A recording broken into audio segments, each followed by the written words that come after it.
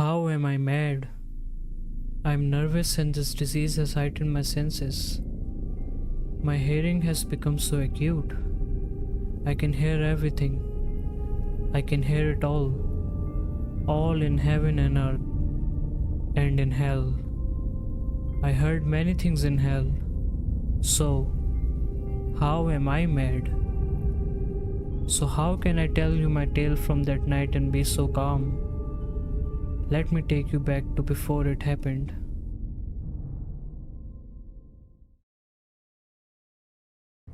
My man, how are you today? Did you enjoy the broth I left for you on the stove? Does wonders on a cold day like this. Yes, I did. Thank you.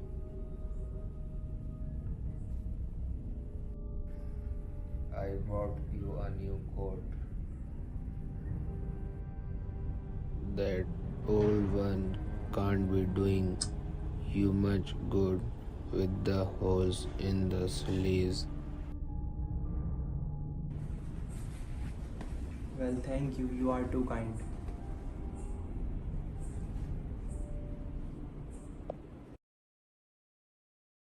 He had never wronged me. I think it was his eye. Yes, it was his pale blue vulture's eye that chilled my blood whenever it fell on me. I had taken the decision to rid the world of this eye, rid the world of this old man forever. To commit this deed, I was never so clever, so cautious with such prudence.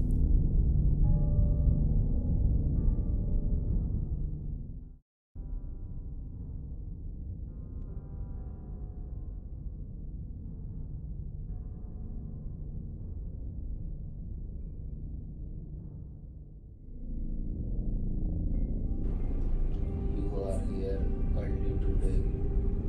Eager to get started, I take it.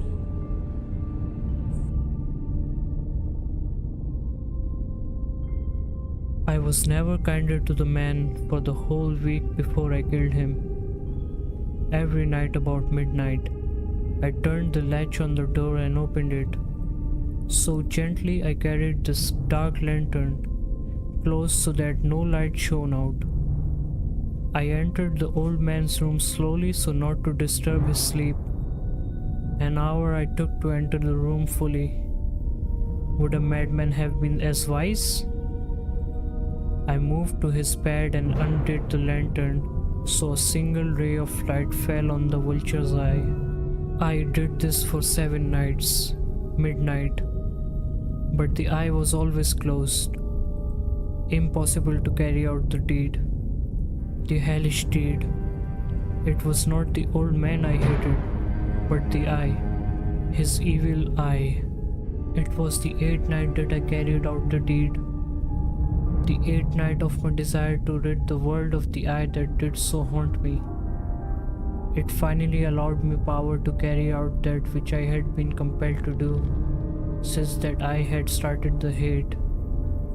I waited all day for the man to return. I made him a nighttime drink to see him off into his final dream. How are you, my man? I'm fine. I bring a cup of cocoa for you. Coca, I shall sleep well after this. My power was intense that night. I laughed at my feeling of triumph that the old man could not even dream of my intentions.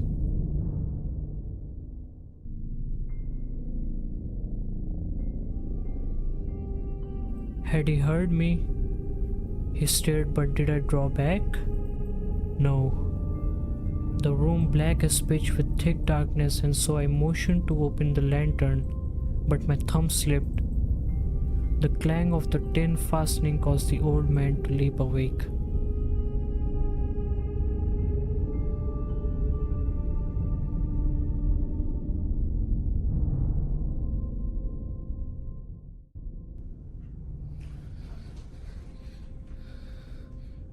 It is nothing but the wind in the chimney.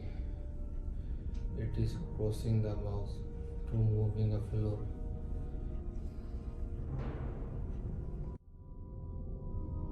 I kept still. I did not move. For an entire hour, I did not move. He had been trying to comfort himself, but Dad had entered the room. I heard the groan, a groan of terror, mortal terror. I knew the sound, knew it well as the sound that rises from the pit of the soul. And now Dad approached with his black shadow before him. Though the old man did not feel me in his room, though he had not lain down, I resolved to open the lantern. The width of a spider's thread, I opened the lantern until the light fell upon the vulture's eye. It was open, wide open. I grew furious as I gazed upon it. The dull blue under the hideous veil chilled my bones. I saw nothing else. No man, no bed, no room. I had by instinct, it seems, focused the light upon the evil eye. Do you recall what I said before? Madness is but a heightening of the senses. To my ears, a low, dull, quick sound like the muffled tick of a watch. It was the beating of the old man's heart. Like a drum stirs a soldier into courage, so it stirred me to my deed. I remained still throughout the increasing thud. It grew louder and louder. Do you mark me well? I am nervous. At the dead hour of night in the dreadful silence, it is strange that this sound excited and terrified me. The heart grew louder, so loud I thought it could burst. Had his terror grown so? And then it occurred to me, the sound could be heard by a neighbor. The old man's time had come.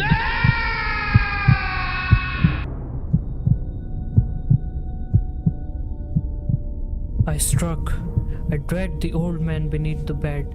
There he stayed. I smiled to find the deed so far done. My hand on the heart that pulsed no more. The eye would trouble me no more. You still would not call me mad when you discovered that I concealed the old man in parts.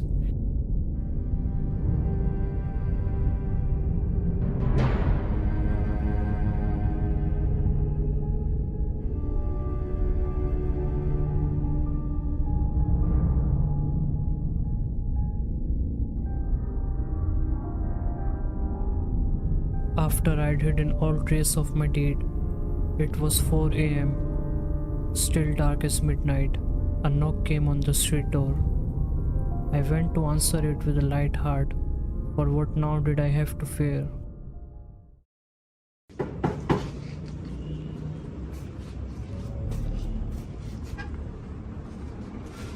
Good evening, sir. Good evening. I never heard a man call out. Said it came from this house. They had suspicions of foul play. We are duty bound to search the premises, sir. Firstly, welcome, officers.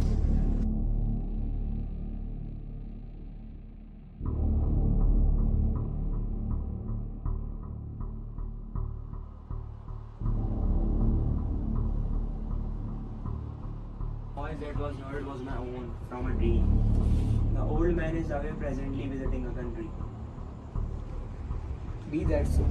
We must still perform our search.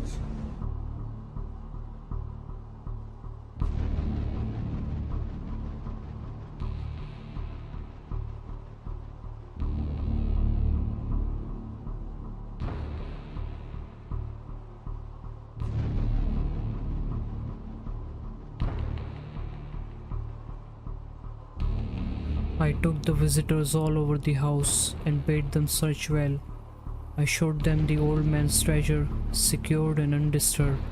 In my enthusiasm, I brought cheers to the room. In the wild audacity of my perfect triumph, I've placed my own seat upon the very spot beneath which the old man's head, heart, and all did lie.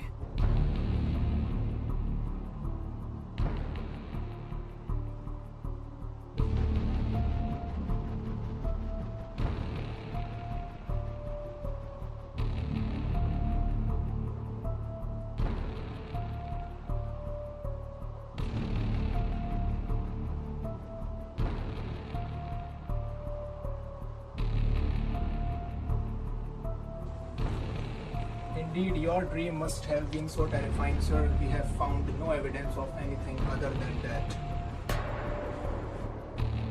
They sat suspecting nothing, chatting familiar things, No, I did not. but I felt myself becoming pale and wished them gone. You must have My head ached, tested my ears this rang, but they stayed chatting.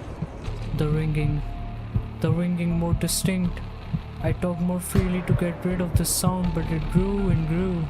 It was soon plain that the sound was not in my head. More pale I grew and louder I spoke, but the sound increased. Why would they not be gone? What could I do? Is it possible they cannot hear it? No, they heard it. They suspected. They knew. I killed the old man.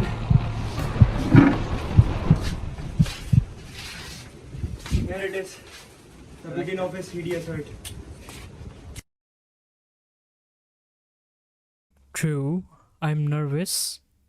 Very, very dreadfully nervous. But why will you say that I'm mad?